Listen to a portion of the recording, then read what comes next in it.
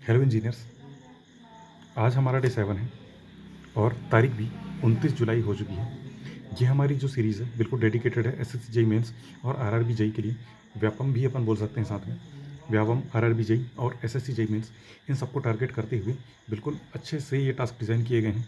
100% अगर इस टास्क को फॉलो कर लोगे तो बहुत ही अच्छा आउटपुट देखने को मिलेगा।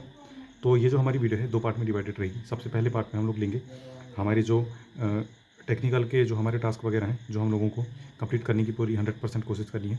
ये टास्क कल के लिए शेड्यूल्ड है, यानी कि वीडियो आज भले हम लोग बना रहे हैं लेकिन ये टास्क 30 तारीख के लिए है। ये टास्क 30 जुलाई के लिए, तो ध्यान रहे 30 जुलाई के लिए ये टास्क है। और फिर जिसमें टास्क ये रहेंगे उसके बाद हम लोग क्वेरीज ले लेंगे। तो देखो, सबसे पहले हम लोग क्या करना है, टेक्निकल में आरसीसी हम लोग जो पढ़ रहे थे उसमें हम लोग फ्लेंज सेक्शन तक पहुँच गए थे और कल हम लोगों ने चीज़ें रिवाइज़ कर ली थी। अगर रिवाइज़ नहीं कर पाए थे तो कोई दिक्कत की बात नहीं है। अभी ये चीज़ जो टास्क हैं ये पढ़ो, उसके बाद वो चीज़ें रिवाइज़ कर लेंगे। क्योंकि देखो, बहुत सारे दोस्तों का ये क्वेश्चन आ रहा था कि कुछ टास्क हमारे छूट जा रहे हैं। जैसे कि हम लोग टास्क कंप्लीट तो कर रहे हैं लेकिन जैसे एक दिन का टास्क छूट गया और फ्लेंज सेक्शन वाला टास्क मेरा छूट गया, तो क्या मैं उसको दोबारा पढूँ या फिर मैं आगे कंटिन्यू करूँ? तो देखो, उसको दोबारा अभी नहीं पढ़ना है, अभी आगे कंटिन्यू करते जाओ। अगर उसका लिंक नहीं है तो, अगर लिंक है तब तो उसको पढ़ना ज़रूरी है, लेकिन अगर उसका कोई लिंक नहीं है आगे के चैप्टर से तो उसको छोड़ो और आगे बढ़ते जाओ। उसके बाद जैसे ही हम लोग जो 7th डे में हम लोग जो चीज़ें रिवाइज़ करते हैं 777 रूल के हिसाब से, तो उस दिन रिवाइज़ ना करके जो अपने बैकलॉग हैं सबसे पहले वो क्लियर करना। तो इस तरीके से बैकलॉग भी क्लियर हो जाएंगे और कुछ चीज़ छूटेगी भी नहीं। तो ये तरीका अपनाना है। तो आरसीसी में बीम डिज़ाइन कर लेना है हमको। उसके बाद ये इरिगेशन नहीं है, हाइड्रोलॉजी। हाइड्रोलॉजी में हम लोग क्या करना है कि डीएडी, आईडीएफ, फ्रीक्वेंसी एनालिसिस, तो ये वाले जो कर्व हैं इनको हम लोग को पढ़ लेना है और इसके जो ऑब्जेक्टिव क्वेश्चन है वो हम लोग को लगा लेने हैं। अब इसके बाद आते हैं पीवाईक्यू में। पीवाईक्यू में क्या करना है कि ईएससी के वन लाइनर जो क्वेश्चन है, ईएससी के वन लाइनर क्वेश्चन मुझे करने हैं। उसके बाद स्टेटमेंट बेस्ड क्वेश्चन है, ये भी करने हैं। ईएससी के वन लाइनर क्वेश्चन करने हैं और फिर स्टेटमेंट बेस्ड क्वेश्चन है असर्शन रीजन वाले, वो मुझे अटैम्प्ट कर लेने हैं। क्योंकि अब जो मेंस का एग्ज़ाम होगा एसएससी जेई का और जो आरआरबी जेई का मेंस का एग्ज़ाम होगा उसमें स्टेटमेंट बेस्ड क्वेश्चन भी पूछे जा रहे हैं और वन लाइनर तो क्वेश्चन बिल्कुल पूछे ही जाते हैं। इस ईएससी के वन लाइनर क्वेश्चन लगाने का ये फ़ायदा है कि जो मेरे बेसिक कंसेप्ट हैं वो क्लियर हो जाएंगे। अब देखो, कंसेप्ट क्या होते हैं? कंसेप्ट वो चीज़ होती हैं कि जैसे मैंने जो पढ़ा है अब उस पर कई चीज़ें पूछ रही हैं जो पूछी जा चुकी हैं प्रीवियस ईयर में। अब प्रीवियस ईयर में बहुत सारी चीज़ें पूछी जा चुकी रहती हैं, तो अगर पढ़ने के बाद भी मुझे वो बन रहा है तो मेरे कंसेप्ट क्लियर है, और अगर नहीं बन रहा है तो मेरे कंसेप्ट वीक है। बस वही चीज़ कंसेप्ट होता है, बाकी कुछ चीज़ नहीं होती है। क्योंकि बहुत कोचिंगों में जैसे हम लोग शुरू जाते हैं तो बोलते हैं कंसेप्ट बिल्ड करो, कंसेप्ट बिल्ड करो, फिर हमको समझ में नहीं आता कंसेप्ट बिल्ड कैसे करना है, कंसेप्ट होते क्या हैं। तो कंसेप्ट वही चीज़ होते हैं कि जो भी प्रीवियस ईयर में पूछा गया है ईएससी के एग्ज़ाम में, एसएससी के एग्ज़ाम में, गेट के एग्ज़ाम में, तो ये बेसिक कंसेप्ट होते हैं, बेसिक चीज़ें होती हैं। कंसेप्ट कुछ टर्म नहीं है, उसका मेन मतलब ये है कि जो बेसिक चीज़ें होती हैं जो पूछी गई हैं, जो मुझे लगभग पता होनी चाहिए। जैसे कि हम लोग बीएमसी का सब्जेक्ट ले लेते हैं, तो बीएमसी में जैसे कि ब्रिक हो गया, उसके बाद फिर सीमेंट हो गया, फिर लाइम हो गया, कंक्रीट हो गया, तो इनके जो इंग्रेडिएंट होते हैं जहाँ से ये चैप्टर स्टार्ट होता है, तो बेसिक चीज़ें हैं, बेसिक कंसेप्ट वो हो गए। तो उनसे जो क्वेश्चन पूछ रहा है, अगर वो क्वेश्चन मुझे बन रहा है यानी कि मेरे कंसेप्ट क्लियर है, बेसिक चीज़ें मुझे बन रही हैं, तो इस तरीके से बेसिक चीज़ें रहती हैं तो वो कंप्लीट हो जाएंगी। तो हमको जो बेसिक चीज़ें हैं अगर वो आती हैं 30% भी अगर बेसिक चीज़ें आती हैं तो 30% बेसिक चीज़ें मेरी बिल्कुल भी मिस नहीं होनी चाहिए, वो चीज़ें मुझे बन जानी चाहिए। उसके बाद फिर वाईसीटी ए या जेई जो भी मेरे पास बुक है उसके 30 क्वेश्चन कर लेने हैं इस चैप्टर के, यानी कि बीम डिज़ाइन के 30 क्वेश्चन कर लेने हैं और फिर 30 क्वेश्चन मुझे कर लेने हैं डीएडी कर्व के, आईडीएफ के, फ्रीक्वेंसी एनालिसिस के। उसके बाद फिर टेक्निकल में हम लोग अभी कम टास्क ले रहे हैं, अभी कुछ दिन और हो जाए उसके बाद तीसरा सब्जेक्ट भी हम लोग लेना स्टार्ट कर देंगे और साथ में जो चीज़ें चलती जाएंगी तो उससे क्या है कि बहुत जल्दी जल्दी चीज़ें कवर हो जाएंगी। अगर इस तरीके से हम लोग दो दो सब्जेक्ट अभी इसलिए ले रहे थे क्योंकि हम लोगों को अभी ही फ्रेश स्टार्ट किया था, तो अगर अभी हम लोग स्टार्ट कर रहे थे तो डायरेक्ट हम लोग 10-15 घंटे नहीं पढ़ सकते हैं, आउटपुट हम लोग को धीरे धीरे बढ़ाना पड़ेगा। तो जो लोग एसएससी जेई मेंस की प्रिपरेशन कर रहे हैं तो उन लोगों को क्या करना है कि ये जो टास्क तो हमने ले लिए उसके बाद फिर 2 सब्जेक्ट और ले लेना अपने, या फिर 2 नहीं तो 1 सब्जेक्ट और ले लेना अपने हिसाब से और उसको भी साथ में पढ़ते जाना। तो उससे क्या है कि अपना जो टाइम है वो बढ़ता जाएगा। लेकिन जो आरआरबी जेई की प्रिपरेशन करना चाह रहे हैं तो उसके लिए तो टेक्निकल सब्जेक्ट आ नहीं रहे हैं, लेकिन मेंस के लिए तो टेक्निकल सब्जेक्ट पढ़ना ही पड़ेगा और अभी से पढ़ोगे तो बेनिफिट में रहोगे। टेक्निकल सब्जेक्ट पढ़ने में कोई घाटा नहीं है क्योंकि हमारा जो कोर है वो टेक्निकल है, हमारा जो सिलेक्शन है वो टेक्निकल से ही होगा, ये चीज़ समझो। उसके बाद फिर रीजनिंग में मुझे क्या करना है, आज ऑड वन आउट कर लेने हैं। रीजनिंग ऐसा सब्जेक्ट है जो हमको फिक्स नंबर देता है, 25/25 ये हमारा टारगेट रहेगा, बिल्कुल फुल मार्क्स हमको गेन करना है इसमें किसी भी हालत में। तो हम लोग पुराने पेपर भी देख लेंगे, एनालिसिस कर लेंगे कि 25/25 कैसे आ सकते हैं कि नहीं आ सकते हैं, कि कई अदर तरीके से चीज़ें पूछ रही हैं। बाकी मेरा ये मानना है 25/25 100% लाया जा सकता है रीजनिंग में, कोई बड़ी बात नहीं है। जब हम 50/50 लाने की कोशिश कर सकते हैं, उसमें भी हमारे 48-47 नंबर आ रहे हैं रीजनिंग में, एसएससी जेईई के एग्ज़ाम में, जहाँ इतना फास्ट हमको करना है। तो ये एग्ज़ाम में कुछ नहीं है, 25 क्वेश्चन तो आराम से उड़ा दोगे किसी भी हालत में। बस अच्छे से टास्क फॉलो करना और अच्छे से प्रैक्टिस जितना कर सको उतना प्रैक्टिस करना, 100% नंबर आएंगे ही आएंगे। उसके बाद साइंस देखो बहुत मेजर पोर्शन है। अगर मैं रीजनिंग और साइंस की ही बात करूँ तो ये हमारे करीब करीब हो जाते हैं 55 नंबर, 55% वेटेज जो है इन दोनों सब्जेक्ट का ही है। उसके बाद मैंने रीजनिंग के बाद उसके बाद मैं करंट अफेयर वगैरह भी तो पढ़ रहा हूँ, तो उससे भी कुछ ना कुछ क्वेश्चन तो मुझे बन ही जाएंगे ना। उसके बाद मैथ तो मैंने पूरा छोड़ दिया है, लेकिन मैथ के भी कुछ क्वेश्चन मैं करूँगा, वो तो बन ही जाएंगे। तो इस तरीके से चीज़ें कवर करनी पड़ेगी। तो ये 2 सब्जेक्ट हैं जो मुझे 100% मार्क्स दे सकते हैं। 25/25 इसमें लाए जा सकते हैं, इसमें कोई दो राय नहीं है। बाकी इसमें 30 में 27, 26 इस तरीके से नंबर लाए जा सकते हैं, लेकिन 50 नंबर मेरे फिर भी कहीं न कहीं इन 2 सब्जेक्ट को पढ़ने से ही मेरा 50% पोर्शन जब कवर हो रहा है, तो मुझे ये 2 सब्जेक्ट सबसे पहले निपटाने पड़ेंगे आरआरबी के लिए, और बिल्कुल इतने आराम से करेंगे तो कोई दिक्कत की बात नहीं है। तो साइंस में हम लोग तीनों सब्जेक्ट को एक साथ लेके चल रहे हैं, बायो भी लेके चल रहे हैं, केमिस्ट्री भी लेके चल रहे हैं, फिजिक्स भी लेके चल रहे हैं, इसके अलावा हम लोग कुछ नहीं ले रहे। तो बायो में आज हम लोग क्या कर लेना है, विटामिन कंप्लीट पढ़ लेने हैं, क्योंकि विटामिन से क्वेश्चन पूछ लेते हैं। उसके बाद केमिस्ट्री में एटॉम पढ़ लेने हैं, और फिजिक्स में वर्क, एनर्जी एंड पावर, ये चीज़ हम लोग को पढ़ लेनी है। उसके बाद आते हैं करंट अफेयर में। तो करंट अफेयर हम लोगों ने 2 सेशन उसके कंप्लीट कर लिए हैं, 1 जुलाई से लेकर 7 जुलाई का, और 7 जुलाई से लेकर 14 जुलाई का। इनको मंथली कंपाइलेशन हम लोग को देखना था, वो वीकली कंपाइलेशन देखना था, वो हम वीकली कंपाइलेशन देख चुके हैं। डेली बेसिस पे वीडियो देखना चाहें तो देख सकते हैं। अभी हमारे पास टाइम है तो 1 घंटा निकाल के, लेकिन उसके नोट्स वगैरह बनाएंगे तो बहुत ज़्यादा टाइम हो जाएगा। इसलिए हम बोल रहे थे कि डेली की वीडियो ना देखें, लेकिन अगर किसी के पास टाइम है, अब वैसे टाइम तो किसी के पास नहीं रहता है, लेकिन अगर टाइम निकाला जा सकता है, 7-8 क्वेश्चन रहते हैं डेली के, वो अगर हम लोग डेली ऐड ऑन करना चाहते हैं, करंट अफेयर पढ़ना अच्छी बात है। अभी न्यूज़पेपर से हम लोग कर रहे हैं तो उससे भी चीज़ें कवर हो जाएंगी, कोई बड़ी बात नहीं है। उससे तो और अच्छा कवर हो जाएगा, उससे अच्छे खासे हमारा जो नॉलेज है वो भी बढ़ेगा, प्लस जो चीज़ें हमको बेसिक चीज़ें पता रहनी चाहिए वो चीज़ें भी पता रहेंगी। तो डेली बेसिस पे करना चाहो वो भी कर सकते हो। बाकी मंथली वो वीकली कंपाइलेशन तो हम लोग करेंगे ही करेंगे, और जब पूरा वीकली हो जाएगा तो उसको कंप्लीट करने के लिए हम लोग मंथली कंपाइलेशन करेंगे, जिससे जो कुछ चीज़ें छूटने के चांसेस हैं वो भी नहीं रहेंगे। फिर जैसे ही हम लोग ये सब चीज़ कवर करते हैं, उसके बाद हम लोग को पीवाईक्यू लगाने हैं। देखो साइंस हो चाहे चाहे नॉन टेक हो चाहे टेक्निकल हो, ये चीज़ हमें सिलेक्शन तभी होगा जब हम पीवाईक्यू लगाएंगे, और अच्छे तरीके से लगाएंगे। अगर पीवाईक्यू हम लोग नहीं लगाते हैं, केवल थ्योरी थ्योरी पढ़ते जाते हैं, तो जो हमारे मार्क्स हैं वो 40 to 50% ही मार्क्स आ पाएंगे, पूरे मार्क्स गेन नहीं हो पाते हैं। इसलिए क्या है, पीवाईक्यू लगाना बहुत ज़्यादा ज़रूरी है। तो पीवाईक्यू लगाने के लिए हमारे पास 3-4 बुक हैं। देखो ब्लैक बुक है, एक पिनेकल की बुक है, किरण पब्लिकेशन की है, घटना चक्र है। तो इनमें से कोई भी एक बुक हो हमारे पास में, तो उससे हम लोग साइंस के क्वेश्चन लगा देंगे, ताकि बेसिक चीज़ें हमारी क्लियर होती जाएंगी। तो ये आज के टास्क हैं, इसको कंप्लीट करने की 100% कोशिश करना है। तो अगर आरआरबी जेईई के लिए कर रहे हो तो बहुत ही एकदम बहुत गोल्डन समझ लो कि चांस है ये। इन सब चीज़ों को कर लोगे तो 100% सेलेक्ट हो जाओगे। बस ये है कि इसमें 2-4 अपने और ऐड कर लेना, और अगर नहीं होता है तो कम से कम इतना तो करना ज़रूरी ही है, और ज़्यादा से ज़्यादा जितना कर सको, जितनी अपनी क्षमता है उतना करोगे उतना बेनिफिट मिल जाएगा। तो ये चीज़ हम लोग को कवर करने की कोशिश करनी है। और फिर टेक्निकल के टास्क हम लोग अब 1-2 दिन के बाद से कुछ बढ़ाने की कोशिश करेंगे। जैसे कि हम लोग का जो अच्छा खासा सब्जेक्ट है एस्टिमेशन एंड कॉस्टिंग, उसको लेने की कोशिश करूँगा मैं कल से, कि उसके भी एक चैप्टर जल्दी जल्दी निपटाते जाएँ। छोटा है लेकिन नोट्स वगैरह में ज़्यादा चीज़ें लिखी नहीं है, सीधे लिख दिए scrap value, salvage value, long wall method, short wall method, ये चीज़ें कर देते हैं, और उसके बाद हम सारी जो ईएससी है ख़त्म कर देते हैं। लेकिन इतना ही नहीं होता है, बहुत सारी चीज़ें होती हैं। तो ये चीज़ हम लोग देखेंगे, उसके चैप्टर हैं, उन चैप्टरों को धीरे धीरे पढ़ेंगे और सारी चीज़ें कवर करेंगे। तो ये टास्क हम लोग कर लेना है। उसके बाद आ जाते हैं क्वेरीज के ऊपर। तो सबसे पहली क्वेरी ये है कि टेस्ट कब से देना है। देखो टेस्ट तब से देना है जब मेरा कम से कम 2 सब्जेक्ट तो ख़त्म हो ही जाए ना, उसके बाद ही मैं टेस्ट दूँ। चैप्टर वाइज टेस्ट दे सकता हूँ मैं, चैप्टर वाइज टेस्ट दे सकता हूँ, सब्जेक्ट वाइज टेस्ट दे सकता हूँ, लेकिन फुल टेस्ट मुझे अभी नहीं देने, क्योंकि फुल टेस्ट के लिए मुझे सब्जेक्ट तैयार करने ज़रूरी रहेंगे।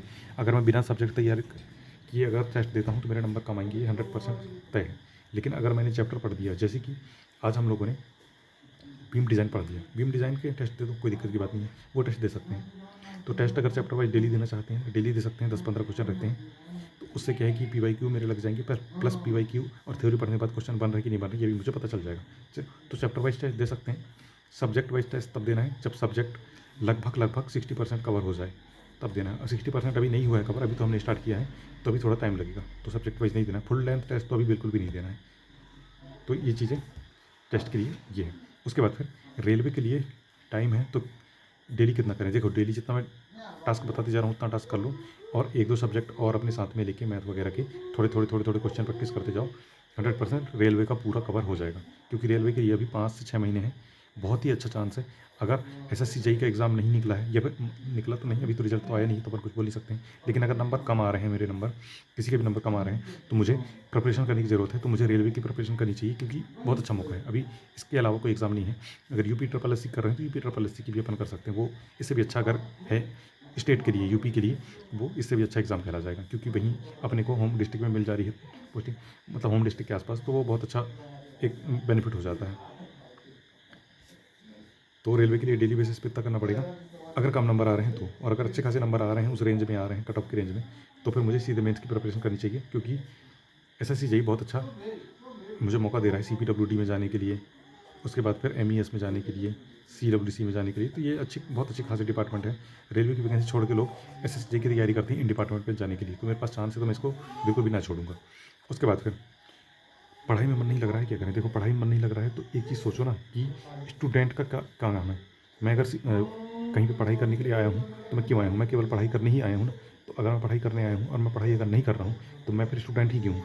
अगर स्टूडेंट का बेसिक काम अगर मैं नहीं कर पा रहा हूँ, तो फिर मैं स्टूडेंट कहलाने के लायक नहीं हूँ। तो पढ़ाई में मन नहीं लग रहा है, तो सीधे सीधे सबसे पहले अपने आप से एक सवाल करना कि क्या मैं स्टूडेंट हूँ? अगर स्टूडेंट हूँ, तो क्या मेरे बेसिक काम क्या है? मेरा बेसिक काम है पढ़ाई करना, और वो अगर मैं नहीं कर रहा हूँ, तो फिर मैं कोई स्टूडेंट नहीं हूँ। इससे अच्छा मैं पढ़ाई जब मन नहीं लगे, तो ये सोचना कि मैंने चालू ही क्यों किया था वो चीज़ें।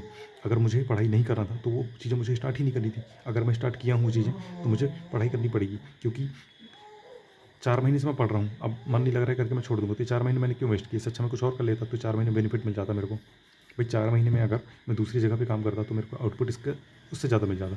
लेकिन 4 महीने पढ़ाई करके अगर मैं छोड़ रहा हूँ, तो कोई मतलब नहीं निकलता है। अगर कोई चीज़ें शुरू की हो, तो उसको ख़त्म करो। मैं कोई चीज़ें शुरू करता हूँ, जैसे कि अगर मैं कोई सब्जेक्ट चालू किया, एफएमई चालू किया ना, तो जब तक ये ख़त्म नहीं होगा, भले 1-2 दिन एक्स्ट्रा लग जाए, 4 दिन एक्स्ट्रा लग जाए, 7 दिन एक्स्ट्रा लग जाए, लेकिन मैं इसको ख़त्म करने के बाद ही छोड़ता हूँ। ऐसा नहीं कि बिल्कुल बीच में छोड़ दिया। तो ऐसे ही है, अगर मैंने पढ़ाई चालू करी है, तो मैं तभी ख़त्म करूँगा जब मेरा सिलेक्शन हो जाएगा। बाकी मुझे डेली पढ़ते रहना है। कुछ दिन आते हैं बीच में जिसमें नहीं पढ़ पाते हैं, बहुत ही ज़रूरी काम पड़ जाता है, जैसे कोई बीमार पड़ गया घर वाले, वहाँ जाना पड़ रहा है, तो बात अलग होती है। त्योहार आ गया, उसमें घर जाना पड़ रहा है, वो बात अलग हो गई। लेकिन जो मेजर डे हैं, 30 दिन में 28 दिन तो मैं कम से कम अच्छे से पढूँ।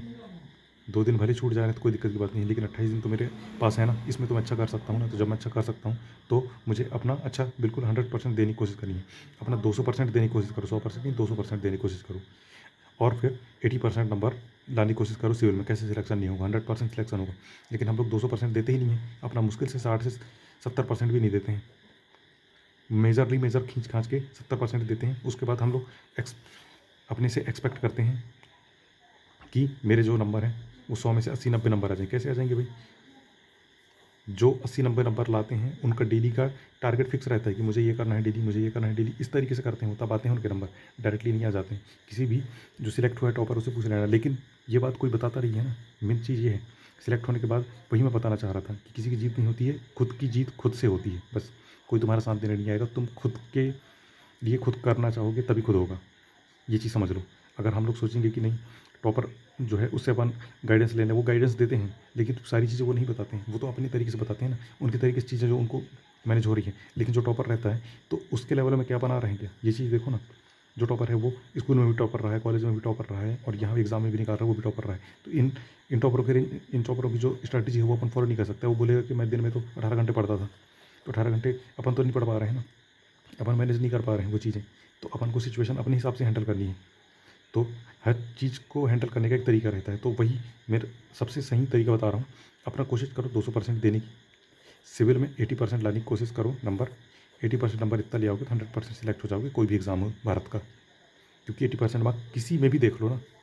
अगर जैसे कि मैं बात करूँ एसएससी जेईई की, 500 का अगर 80% ले आते हो, 400 नंबर, तो क्या सिलेक्शन नहीं होगा? कि ये बताओ, 400 कट ऑफ जाता है क्या? सीपीडब्ल्यूडी मिलेगा सीधे के सीधे।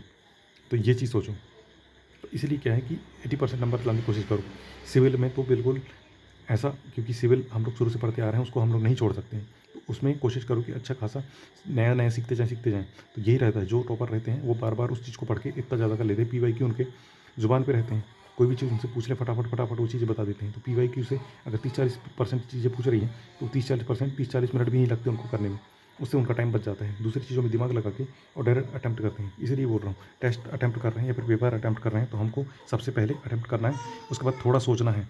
डायरेक्ट क्वेश्चन पढ़ा मैंने, उसके बाद मैं थोड़ा-सा अपना दिमाग लगाना है कि हाँ, उसके बाद अटेम्प्ट करना है। ऐसा नहीं कि डायरेक्ट मैंने पढ़ दिया, हाँ, सीरी का परसेंट एकदम देख लिया, नहीं 17% फट से मार दिया टिक। बाद में पता चल रहा है अरे नहीं 17 तो होता नहीं है। तो ये चीज़ें नहीं होनी चाहिए। थोड़ा-सा सोचना है, रुकना है, थोड़ा ठहरना है, उसके बाद थोड़ा सोचना है, उसके बाद फिर अटेम्प्ट करना है।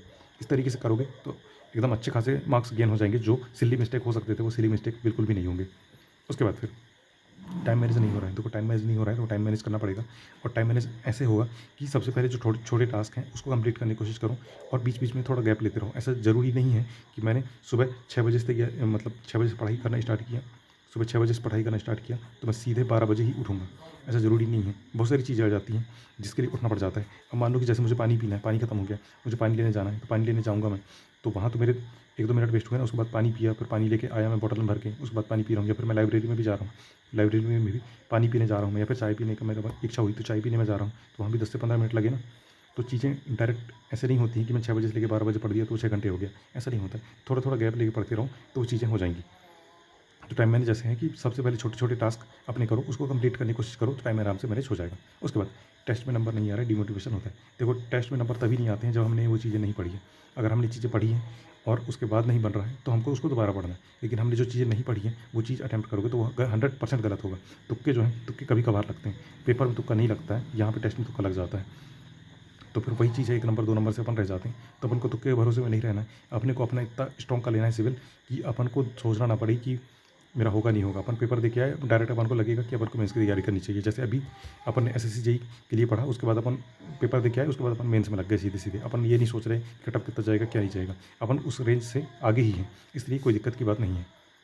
तो इसी तरीके से हमको करना है कि टेस्ट में नंबर आएँ या ना आएँ, इससे मायने नहीं रखता। क्या मैंने पढ़ा है वो मुझे बन रहा है कि नहीं बन रहा है। जो मैंने अटेम्प्ट किए थे, जो मैंने पढ़ के अटेम्प्ट किए हैं, जैसे कि मैंने कि 60 नंबर के अटेम्प्ट किए, जो मेरे पढ़े हुए थे। इसमें से गलत हो सकते हैं 8-10 क्वेश्चन, कोई दिक्कत की बात नहीं है। लेकिन अगर मैंने नहीं पढ़ा है और मैं 60 अटेम्प्ट कर रहा हूँ, तो उसमें गलत होने के चांसेस ज़्यादा हैं। इसलिए क्या है, जो पढ़ा हुआ है, वो गलत नहीं होनी चाहिए। नहीं पढ़ा हुआ तो वैसे भी गलत होना है। उसके बाद फिर कोई कोचिंग जॉइन करूँ या नहीं, पहले कुछ भी नहीं पढ़ा है मैंने। तो देखो, पहले अगर कुछ भी नहीं पढ़ा है, तो सीधी-सी बात है कि अभी ज़्यादा नॉलेज नहीं है, कॉलेज वाली नॉलेज है बस हो गया। और कॉलेज वाली नॉलेज से एग्ज़ाम निकलना बहुत मुश्किल होता है। 1-2 लोगों का निकल जाता है, लेकिन जो अपने कॉम्पिटिशन लेवल के लिए जो चाहिए, वो चीज़ें बहुत अलग होती हैं। तो उसके लिए अगर कोचिंग जॉइन करोगे नहीं और अभी अगर कॉलेज से निकले हो या फिर कॉलेज से निकल भी चुके थे, कोई जॉब कर रहे थे, पहले ज़्यादा कुछ नहीं पढ़ा था या फिर लगता है कि नहीं बनता है, तो कोचिंग जॉइन बिल्कुल कर लेना चाहिए। उससे नॉलेज बहुत ज़्यादा बढ़ेगी और फिर उससे सिलेक्शन के चांसेस अच्छे खासे बढ़ जाएँगे, क्योंकि पहले एक बार, कम से कम एक बार तो उस सब्जेक्ट को पढ़ना ज़रूरी है। कोई भी सब्जेक्ट हो, उसको एक बार कम से कम पढ़ना ज़रूरी है। उसके बाद फिर उसकी पीवाईक्यू लगा लेना, उसके बाद उन चीज़ों को रिवाइज़ करते जाना, तो चीज़ें कन्फर्म हो जाएँगी। लेकिन और अगर मौका है कोचिंग जॉइन करने का, तो बिल्कुल जॉइन करो, क्योंकि वो चीज़ें बाद में टाइम नहीं मिलता है और वो चीज़ें बाद में मैनेज नहीं हो पाती हैं। अभी चीज़ें मैनेज हो जाएँगी, इसलिए अगर अभी जॉइन कर सकते हो, तो करो बिल्कुल, अच्छा खासा मौका है। तो इसी तरीके से करो, 100% हम लोग का सिलेक्शन होगा। बस अपना 100% देने की कोशिश करो। डेली के टास्क कंप्लीट करने की कोशिश करो। डेली के टास्क कर रहे हो तो डेली सिलेक्ट हो रहे हो तुम बस। और जिस दिन फाइनल पेपर होगा उस दिन फाइनल सिलेक्ट हो जाओगे और सीधे जॉइनिंग लेटर में अपना नाम जिस दिन देख लोगे, जिस दिन मेरा नाम मुझे जॉइनिंग लेटर मिल जाएगा, उसके बाद मुझे तैयारी छोड़नी है। उससे पहले बिल्कुल भी नहीं छोड़नी है, बिल्कुल भी गैप नहीं करना है। गैप अगर 1-2 दिन का होता है, वही मैं बता रहा हूँ कि सिचुएशन, आइडियल सिचुएशन कभी नहीं रहती। जैसे कि एक खास एग्जांपल मैं देता हूँ, जैसे कि अपन सड़क बना रहे हैं मान लो। अब कागज़ में तो आइडियली अपन ने बना दिया कि नहीं, जो सड़क है इसका इसकी लेंथ मुझे कितनी लेनी है, 7 मीटर जो है इतना मेरे को लेना है। तो 7 मीटर तो मैंने ले लिया, लेकिन क्या आइडियली हर जगह आइडियली होगी 7 मीटर? नहीं होती है। मान लो कि मंदिर आ गया यहाँ पे सड़क के थोड़ा पास में, तो क्या मैं इस मंदिर को तोड़ दूँगा क्या? कोई नहीं तोड़ सकता इस मंदिर को। कोई भी इंजीनियर हो, अगर मंदिर आ गया है बीच में, तो किसी की हिम्मत नहीं है कि वो मंदिर को तोड़ दे। और फिर वही बता रहा हूँ कि अगर किसी का घर आ गया, कोई बड़े नेता का घर आ गया, किसी का भी घर आ गया, तो मान लो कि किसी एमएलए का घर आ गया यहाँ पे। अब किसी की हिम्मत है क्या कि एमएलए के घर को तोड़ दे? या फिर एमएलए के घर का आंगन ही आ गया, तो क्या किसी की हिम्मत है कि तोड़ देगा कोई भी इंजीनियर? तोड़ ही नहीं सकता है। तो आइडियली सड़क तो कम हो गई ना लेंथ यहाँ पे, तो इस तरीके से चीज़ें हो जाती हैं। जैसे कि अब पेड़ आ गए, अब कुछ पेड़ तो मैंने तोड़ दिए, लेकिन वन विभाग मुझे परमिशन नहीं दे रहा है, तो मैं इसको भी नहीं तोड़ पाऊँगा, यहाँ भी आइडियल कंडीशन नहीं हो पाई। तो ऐसे ही रहती हैं चीज़ें, आइडियली हमेशा नहीं होती हैं, कभी कभी चीज़ें चेंज भी करनी पड़ती हैं। तो वही बता रहा हूँ, ज़रूरी नहीं है कि हम लोगों ने 365 दिन का प्रोग्राम बनाए तो 365 दिन में पूरी फुल एक्यूरेसी के साथ में अपनी वही एनर्जी के साथ में पढ़ सकूँ, लेकिन कोशिश करना है कि मैं मैक्सिमम टू मैक्सिमम इसमें पढ़ सकूँ। कभी कि जैसे कि हम बीमार पड़ गए, 6-7 दिन उसमें लग जाते हैं अपन को रिकवर होने में, उसमें छूट जाता है तो वो अपने हाथ में नहीं है, लेकिन उसके बाद तो चीज़ें अपने हाथ में हैं, तो वो चीज़ें अगर छूट गई हैं तो वो चीज़ें हम बाद में कवर कर लूँ। इस तरीके से सोचना है। ऐसा नहीं लेना है कि 6-7 दिन नहीं पढ़ा, अब नहीं होगा सिलेक्शन, अब छोड़ देता हूँ। डिमोटिवेटेड बिल्कुल भी नहीं होना है। अच्छे से करेंगे हम, हमारा सिलेक्शन होगा, बिल्कुल 100% होगा। तो बस अपने पे विश्वास रखना है और अपन को अपने पे विश्वास है, अपन करेंगे और बहुत अच्छा करेंगे। तो मिलते हैं कल एक न्यू टास्क के साथ में। ओके।